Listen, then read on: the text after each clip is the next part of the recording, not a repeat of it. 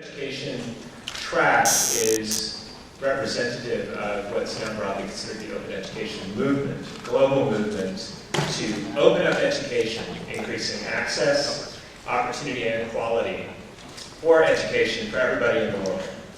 And as you might imagine, there are some challenges. So we are meeting, we have great experts here. We would love to hear from anybody who's interested in a question about education and educational opportunity to join and think about the challenges to really growing this movement. We'll be focusing on a whole variety of topics. The education track blazed a trail last year in terms of its participatory nature, and so it's open to everybody. If you don't think you have anything to say, you might be surprised, and we would certainly love to hear you. As part of the evidence of its global nature, I was asked to model this very beautiful t-shirt, which you can get by signing the Cape Town Open Education Declaration, which was developed out of last year's Open Education track here at the iSummit, and is a declaration that was put together by people from all over the world. There's well over 1,000, maybe 2,000 signers at this point, and it's sort of a commitment to the goals of open education. So I encourage you to go find where you can kind of sign that online, and we'll give you a t-shirt. And also just come join the track. Thank you, Arash. This is like track smackdown. Who's next? Rebecca Khan from LCGC. Now I have to follow Arash's product placement. It's a little bit difficult. When we started envisioning the Local Context Global Commons track, we had this wonderful idea that it was going to be a showcase for the voices of the Global South. And we came up with all these brilliant names for it, like Local Context Global Commons, Revenge of the Colonized, and Local Context Global Commons, brought to you by the people who always beat you at football. And the one I like the best, Local Context Global Commons, from spec shop to workshop. But we realized very quickly that there had to be a bit more to showcasing voices from the Global South. So we also realized that we needed to actually talk about the transfer of information. And it's really nice to be speaking after Heather and after all of this discussion that we've had about how to change the transfer of information from just being north-south to being from north to south and south to north and east to west and vice versa, and really to kind of look at the best ways to share the information that we've got. So what we're going to be doing is we're going to be talking about communities who are producing information. They're researchers, they're journalists, they're writers, they're lawyers, they're musicians, they're publishers, they're from all over the world, from India, from Taiwan, from South Africa, from Brazil. We're going to be talking about what it is that we're making, and we're going to be looking at a way to find the best possible methods for sharing this information. How we can share this information in the languages that we speak. So we're going to be hearing from translators who've built incredible open translation tools. Those are the guys from Global Voices. It's going to be really exciting. We're also going to be talking about public sector information. How do you open up the access to the information that belongs to the people who have created it? So we're going to be hearing from Hungary, Australia, and Canada, I think, examples of that kind of stuff. We don't have the answers. We're not even sure what some of the questions are, but we're going to try and work it out.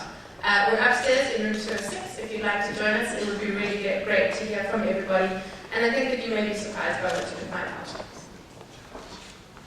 Thank you, Rebecca from LCGC. And I'd like to present Yorios Kaliotis from Research. Thank you. In spite of having worked as a management consultant, I'm still kind of nervous with elevator pitches, and I can show off my MacBook Air. So I've made some notes. So why do we have a research lab or research track in this summit? It's not because we're trying to turn the summit into an academic event, but the whole thing got started by some academics and researchers who join the iSummit every year and thought, why don't we get together, meet, and then do what we usually do, which is present some of our research work.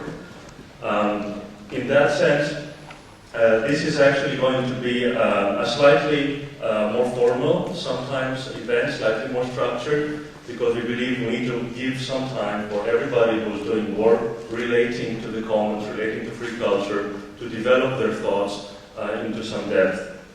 It is going to be focused on research in progress, so anybody who attends will get to hear some of the latest thinking before it ever even gets published or before it is really out there.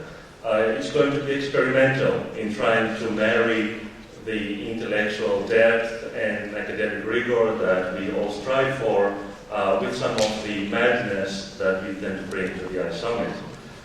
It's the first time we do it. I'm really excited about it, and I hope it's going to work out really well. It's going to be on room 202 on the second floor. And those of you who are still wondering, Yochai Beckler is not going to be there because the program is sometimes not entirely clear, and as far as I know, he is not here. To see the most definitive version of the program, you should check out Commons Research, one word, .wiki.com. commonsresearch.wiki.com. That's where you see the more definitive, up-to-date version of the research program. Otherwise, you can also consult the guide. There have been only some minor changes, but as long as you come to 201, 202, you will be able to see there what's going on, and I hope it's going to be fun. That's all. I don't know about something Yogas. Okay, great. That was Yogas with his MacBook Air. There it is. You can just see the top of it sticking out.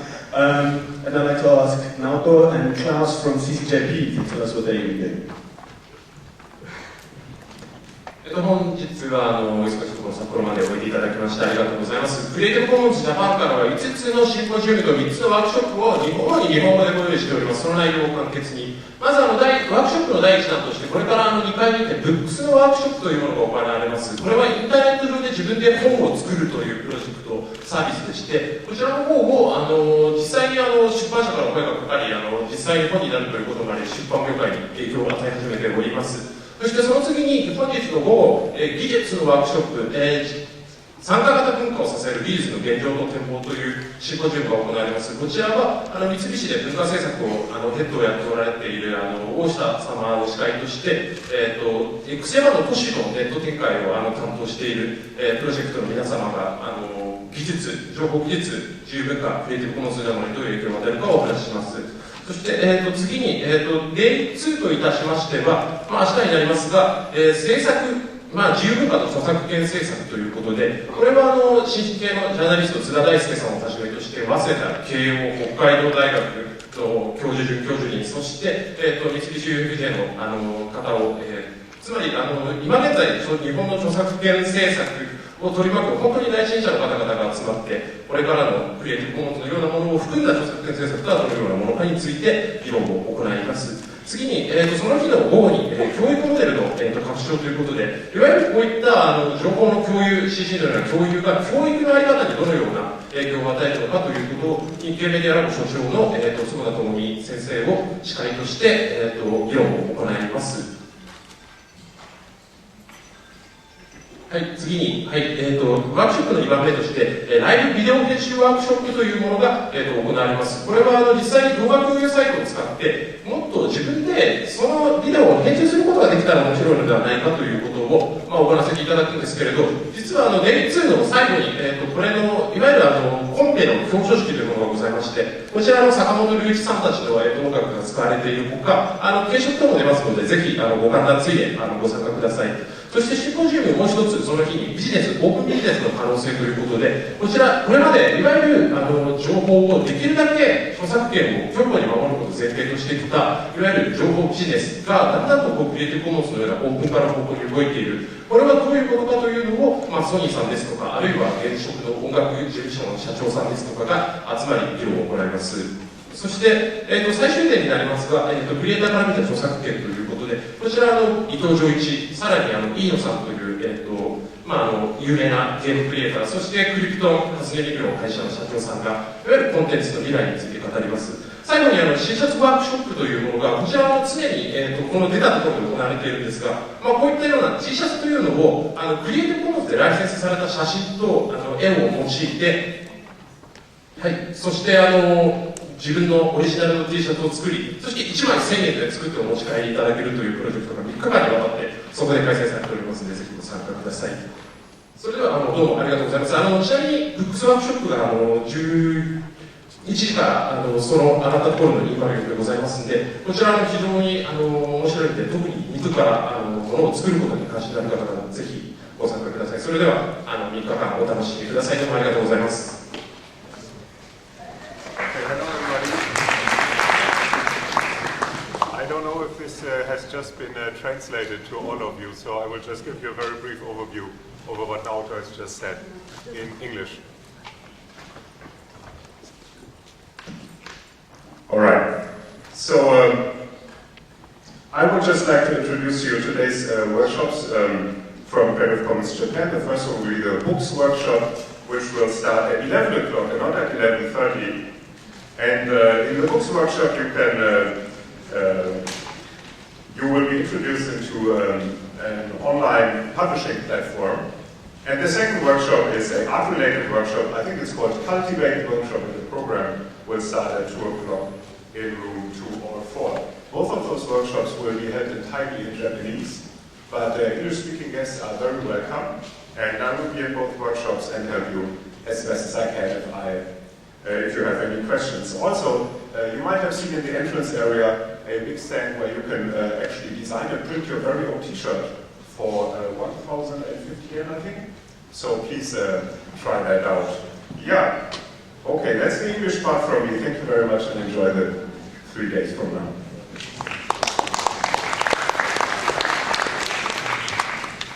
Thank you, Naoto and Klaus.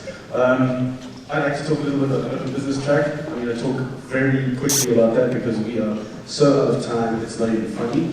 Open business this morning in two of the keynote addresses, Ito-san and Mohammed Nanabe both mentioned a lot of financial things, business things, the integration between openness and business. Can the two work together? We're going to be looking at this question and the question of what is open business? What do these two words put together mean? Are they workable? Can you make money out of openness? Should you make money out of openness? And a myriad of other things, other questions that come forth from that statement, open business. Is it possible? The track can be facilitated by Landon Brigham, not myself, who's a professional facilitator. We are going to be having 6 sessions like all the other tracks, including a session we're very excited about, the 5th session, which will be an open consultation session where the open business people at this summit will consult each other on their businesses. And many other fantastic, amazing, spectacular things, which I'm not going to talk about now because you guys want to go have tea. One more elevator pitch to go. Dan Harris from DIY Video. Thanks, James. All right, well, so in addition to setting up the Global Labs Projects installation, you should all check out, I'll be leading the DIY Video Lab. It's going to be a really exciting opportunity for us to ask, to me, the fundamental question of what is openness in video? Video is a very unwieldy format, and often I think of it in terms of there's a couple of decades of lag between the word processor and Wikipedia, for example. Now we have desktop video editing. It's still a bit of a pain and quite difficult, as many of you know. But how long will it take us to get from where we are today to the first Wikipedia of the video realm? How long will it take us, and what will we make with that? So we've got some people from some amazing organizations here that are going to talk about and share their work with their projects. So I won't list them all off now, but you can see on the website. Just quickly though, we've got people from the United Nations University in Tokyo who are here, Camille from the Then You Win project, Henrik from Good Copy, Bad Copy, amazing documentary, Jane King from Steal This Film, Kiruba, the CEO podcast from India, Anthony Falzone from the Harry Potter Project at Stanford, Johanna Blakely from USC, Remix America, and Sana from P2P Fusion. So those are a lot of great groups that you'll have a chance to learn from and learn about, and we'll be having a lot of discussion really about what constitutes open video, how you can go from distribution, production, licensing, and collaboration, and how you can really deal with all of the tough issues and really what it means to be making open video with the goal of a checklist and a how-to of how to really make open video work. So we'll be in the small hall upstairs. Thank you very much.